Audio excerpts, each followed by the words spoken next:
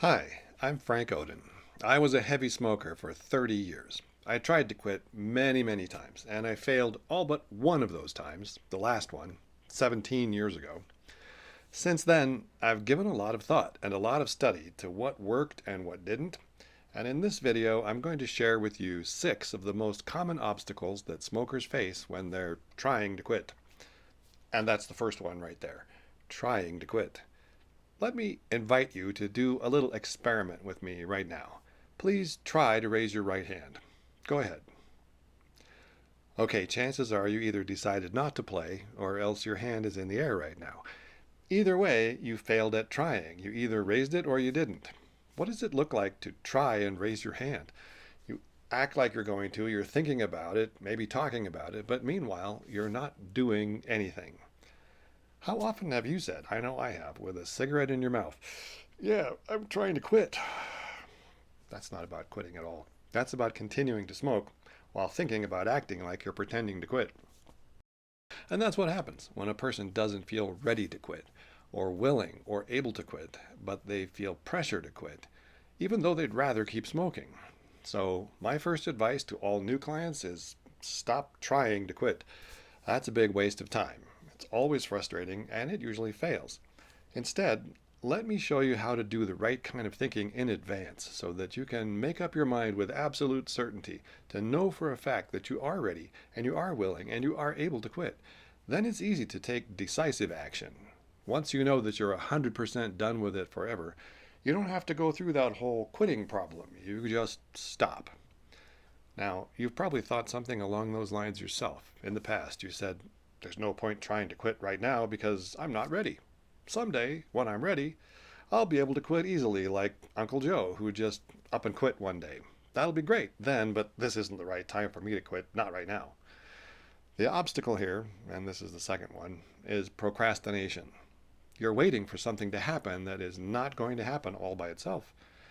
It wasn't spontaneous for Uncle Joe either. It may have looked that way to you, and it may have been rapid and easy for Joe.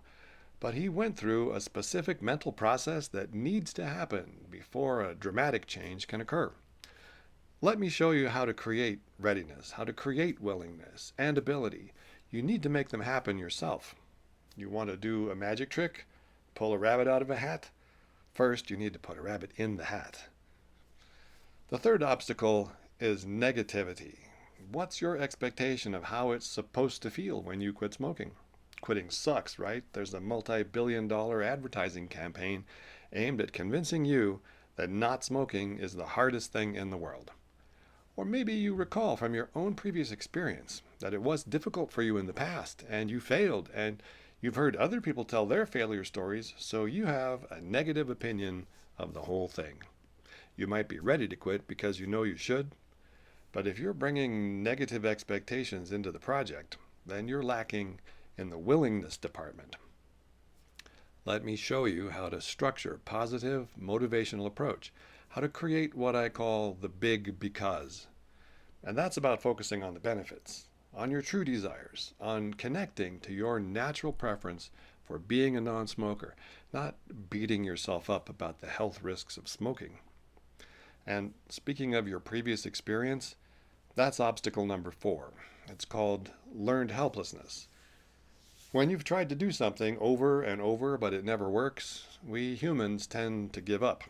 I know that's not what our movie heroes do, but that's what real people do. Faced with a series of failures and lacking any coherent strategy for what else to do, we usually give up. We might externalize that problem and announce, well, that thing is impossible to do.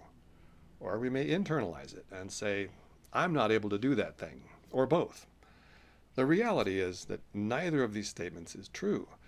Quitting smoking doesn't have to be difficult, and any smoker can do it. But I can show you how to stop making self-critical judgments based on what you're calling failure, and look instead at feedback. What can you learn from your previous results? And what you'll learn is that every previous failure was based on some kind of ineffective strategy. That's obstacle number 5. If you didn't get the result you were looking for, it's not because you're unable or because it's impossible. It's because the methods you tried up to now simply don't work.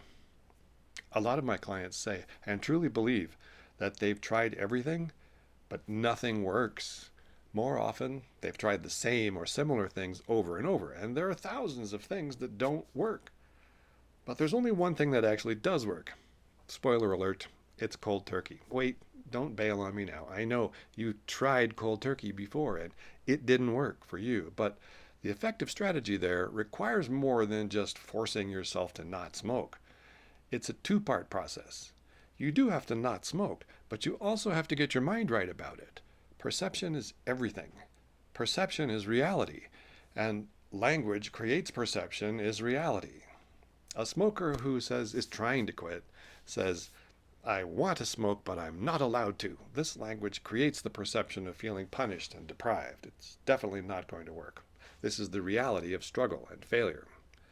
The mindful non-smoker says, I could smoke anytime I truly wanted to, but I truly don't want to. I'm not being prevented from smoking. I'm choosing to become and remain a non-smoker for life, on purpose. This language creates the perception of choosing something that we want more than smoking. And the reality is that we never struggle when we're getting exactly what we want. But maybe the biggest obstacle that smokers face, just thinking about life as a non-smoker, is fear. Fear of what exactly? What is the worst thing that could possibly happen if you don't smoke any more cigarettes? Well, there's a whole range of irrational fears that smokers use, mostly to defend continued smoking. I'm afraid I won't be able to deal with the stress. I'll never get work breaks. My friends will abandon me. I'll have to give up coffee or alcohol. These are false fears, and they do need to be sorted out in advance of quitting. But the biggest one of all is fear of withdrawal and fear of cravings. Now, the fear of withdrawal, or nicotine fits, is based on concerns about physical addiction to nicotine, but I show my clients that chemical dependence on nicotine is not one of the big obstacles to quitting. I can prove that to you. You don't need to worry about that. You certainly don't need to medicate it. Cravings, on the other hand, can be very real, but they are not caused by physical addiction. Cravings are a cognitive and a behavioral problem, and I assure you there is a simple and a direct solution. And it's not about strength or willpower or intelligence or character. It's all about attitude and perception. I teach my clients simple mental techniques to banish the problems of craving, to convert that experience through non-judgmental acceptance into a harmless collection of simple thoughts and sensations.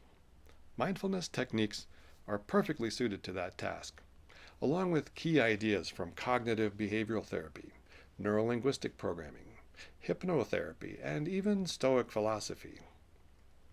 Instead of fearing your own weakness, let me show you how to leverage your own strengths and to take control of what amounts to a simple two-step process to achieve nicotine freedom. Step 1, we change our behaviors to create a desired result. Step 2, we change our perceptions to create a desired experience. This is the toolkit I've been building for the past 15 years, originally called HypNoSmoke and now the Mindful Non-Smoker. I've shared it with thousands of smokers, chewers, vapors, also THC users, even folks who are still hooked on nicotine gum and lozenges. I've conducted hundreds of live group seminars in Colorado and throughout the Rocky Mountain region. And now I'm presenting live online webinars for remote clients all across the country and around the world. Here are some of the important topics I cover in the webinar. How to stop without trying to quit. How to make yourself ready, willing, and able. Why you don't need willpower and what to use instead. How to make instant gratification work for you instead of against you. What to learn from your previous failures and how to get it right this time. How to banish cravings in 30 seconds or less. And much more, but most importantly, I'll show you how to overcome fears and negativity with simple mindfulness techniques.